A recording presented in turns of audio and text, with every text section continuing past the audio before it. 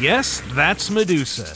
And no, you can't romance her. She's a little too focused on growing her statue collection, and she thinks you'd be a perfect addition. Good thing you're the baddest fighter in all of Greece by the time you meet her, because who wants to end their Odyssey encased in stone? Come on, walk it off, because that's just the start of what she can do. She'll keep you guessing by zipping around her lair at superhuman speeds, tripping you up with energy blasts from the sky, and summoning stone warriors while protected by a force field. And if that doesn't work, she's also real good at just stabbing you. Medusa and her monstrous ilk aren't something you'll just stumble into like a bear in a cave. These fights are reserved for high-level players, and they go far beyond what you'll face while wandering the countryside or sailing the Mediterranean. Finding them takes more legwork than just tracking down a creature's lair and putting a spear through its face, and you'll probably have to go through some misguided human foes before you even get there. For example, in Medusa's case, the quest begins in Erissos, a little village on the island of Lesbos, where an angry mob is getting ready to push a woman off a cliff. She must face justice! The villagers are convinced the woman, whose name is Brice, sacrificed her lover, Ligeia, to something called the Writhing Dread. The mob wants an execution, not justice, so right away we're showing them who's boss by kicking a few soldiers off the cliff. Brice's innocence doesn't mean the monster isn't real, of course. Ligeia's trail leads away from the village and into the heart of a twisting, petrified forest filled with eerily lifelike statues. And snakes. So many snakes. At the heart of it all is, yep, that's a first civilization ruin, all right. Artifacts left behind by humanity's hyper-advanced precursors are always causing supernatural trouble in Assassin's Creed, meaning the Writhing Dread is likely something they left behind. Getting inside the temple takes a little doing, though. The key is hidden in a village of warrior women on the nearby island of Chios, and before you head over there, you might want to stop and talk to a retired mercenary who claims to have vanquished the creature before. In keeping with Odyssey's new navigation system, you'll be given a few clues to where they are, but actually finding them takes some exploration. Every step of this journey has the potential to explode into conflict. The mercenary won't reveal anything too useful or give up his Gorgon-slaying spear without a fight, and the warrior women turn out to be extremely hostile to outsiders. They also shoot fire arrows that can annihilate your health in seconds even if your level is maxed out, and when you combine that with their pet wolves and bears, a stealthy approach will probably get better results than a head-on assault.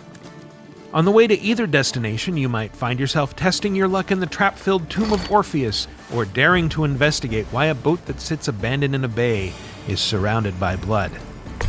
Oh, it's this guy. You could burn a few storehouses to destabilize the local tyrant, hunt deer in the hills, indulge in a little piracy, or cross swords with some masked creeps in a cave. The open world of Odyssey is full of cool discoveries, beautiful vistas, and secret treasures, so taking the long route can be rewarding.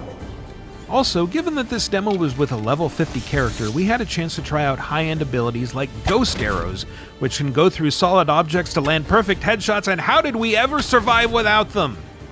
Once it's time to venture into the heart of the mystery and confront the Queen of Snakes, you'll find a powerful foe who wants nothing more than to turn you into another statue for her collection. Keep clear of her laser-like stone gaze, and you might survive long enough to send Medusa to Hades.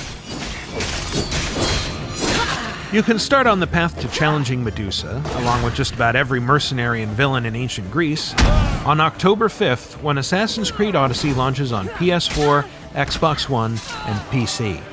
To find out more, subscribe to this channel and visit us at news.ubisoft.com.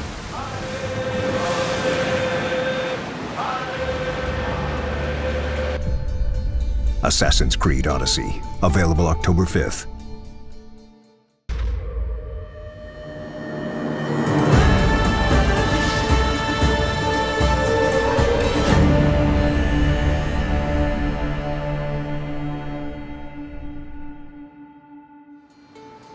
In our setting of ancient Greece, 431 BC, the Peloponnesian War is raging. So every little city-state has its own army, and they're allied with either Sparta or Athens. Those are the major superpowers of the time. But at first, the Peloponnesian War took place during the 5th century. which is a crucial moment in history for our civilization.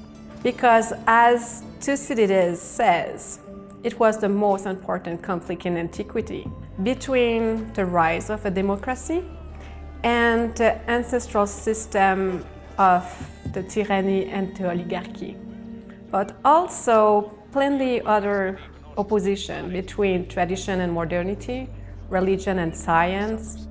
That time period is still relevant for us today because we still embrace a lot of those philosophies. We still have the same questions that they were thinking about back then. So it was a match made in heaven for an Assassin's Creed game in Explore history. So the landscape of Greece is magnificent. We went to visit, and the epic vistas that it allowed us to create were something that we really wanted to concentrate on recreating in the world. Greece is made out of 85% of mountains, so it's a very mountainous landscape, which is great, by the way, because it's creating tons of layering, so we could play with fogs and mist, so to create a very unique ambience. It also plays with the sensation of the Odyssey as well, because there's always the sensation of what's beyond the next mountain range, what am I going to get when I go there? You always get a really cool view as you come over the hill and you see the next region lay out in front of you.